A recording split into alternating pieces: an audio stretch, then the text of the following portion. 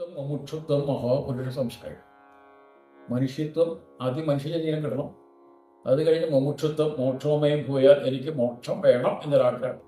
എന്നാൽ ഈ അജ്ഞാനം നശിച്ചു കിട്ടണം.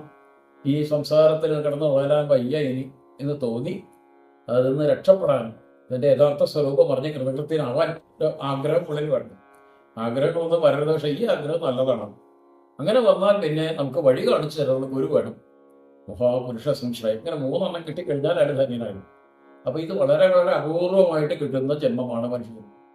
അപ്പോൾ മനയേവ മനുഷ്യനാണ് കാരണം ബന്ധമോക്ഷവും.